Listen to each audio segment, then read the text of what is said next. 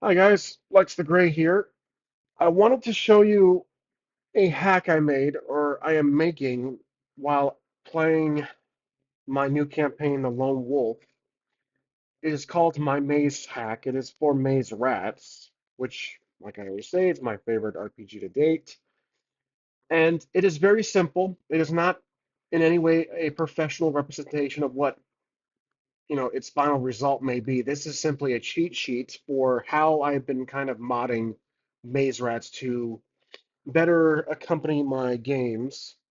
And it's kind of a blend between Maze Rats and Dungeon World with a sprinkle of Karen in there. So let's go through each section here. So, to start, I have used some of these mods for my last campaign, Darkane. The obvious first section is skill checks. Now, there's two types of checks that I created. There is the predictable check, which is 2d6 plus your ability modifier.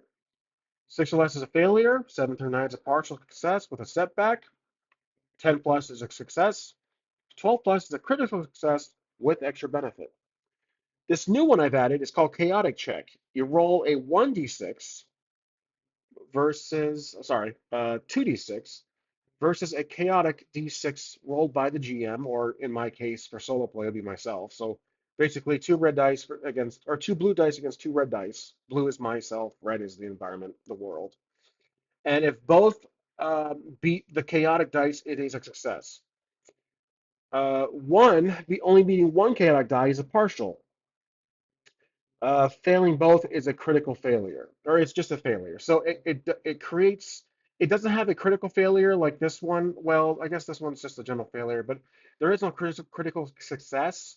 It's more chaotic. If the situation is uncontrollable and you're taking a huge risk performing an action, I would choose a chaotic check.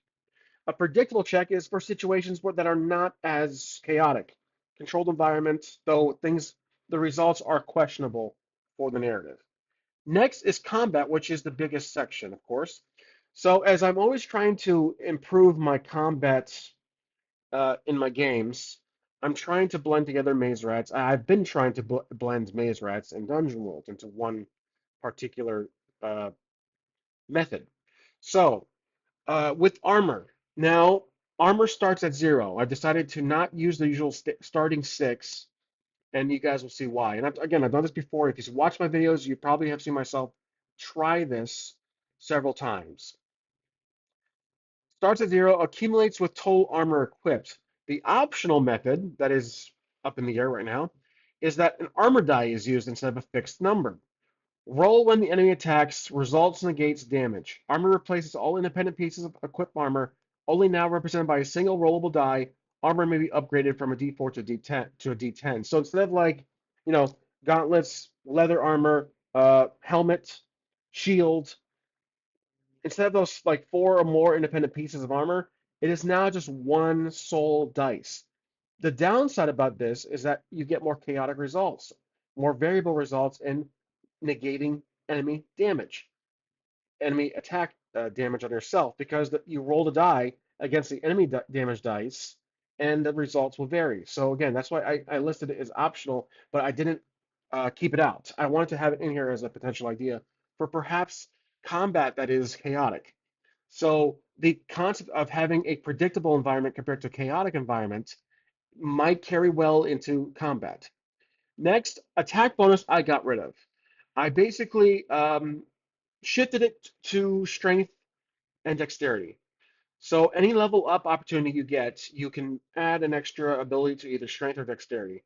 In Dungeon World, I believe you use strength and dexterity for performing moves, for attacking the opponent, for melee martial attacks with strength, range attacks with dexterity, obviously. So that's how I have this. You roll 2d6 with the appropriate modifier based on your type of attack.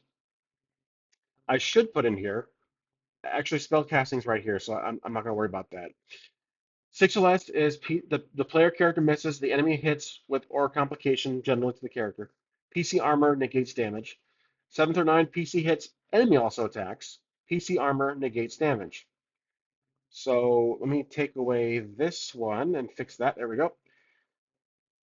10 plus, the PC attacks, enemy armor negates damage. So, but the enemy does not attack you. 12 plus, which is critical, PC attacks, enemy armor ignored. So if you get a 12 or more, that is a critical. Inventory, this is similar to Karen. The PC can carry up to 10 items plus strength. Spellcasting. So I have taken another concept from Karen. I use the maze rats to create the spell book. The spell books are only used once a day. They don't disappear. They don't get destroyed. They can be destroyed, but they are a inventory item. They take up one slot. So basically, both both positives from Maze Rats and Karen put together. Karen uses spell books. They are held with both hands. Maze Rats, you create a spell freshly every time with the tables, and you have up to four based on your character. I've combined that. They are spell books you find throughout the world, but they can be used over and over until you disregard it or it fails, if it does fail. Now, you create the spells with Maze Rats, but you create the spell book based on Karen rules. So you roll 2d6 plus will, the 6 or less spell backfires, spellbook freezes for 24 hours, or other complication like the spellbook disintegrates, basically, based on the GM or the moment of the story. 7 through 9 spell works, but not as expected. Spell 10 plus spell works as intended. Spell then 12 plus spell works with extra benefit. And then the remaining things, like I said, so spell books take up one slot. Or I should say, verify a spell book takes up one inventory slot. There we go. And the remaining one is probably going to grow. But so far, leveling up is based on milestone achievement, PC plus one level up, and the following plus one d4 health, plus one ability, max is four. And that's it. That's what I generally have been using. This is more of a detailed summary of what I've been trying to do, but with some recent additions like the optional armor die, as an option, not just one or the other.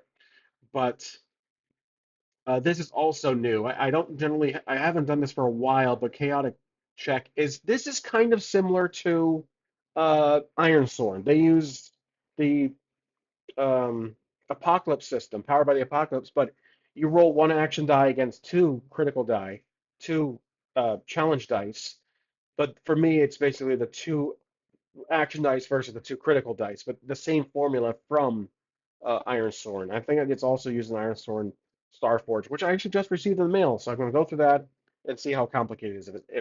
If it's too complicated, I might ignore it and just use the tables. But if I have the chance to learn it, as I'm trying to learn everything else I have, then I might use it in a future video. However, this is my maze hack, and I hope it makes sense to you guys. Again, this is not like a formal representation or formal presentation of it. This is just a quick little cheat sheet. I'll try to compress it just a bit more so it's on one page.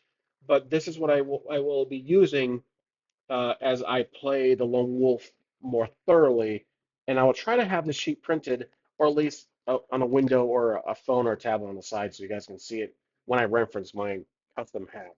But these are essentially house rules. At the end of the day, it's not just a hack; these are house rules that I like to use. So.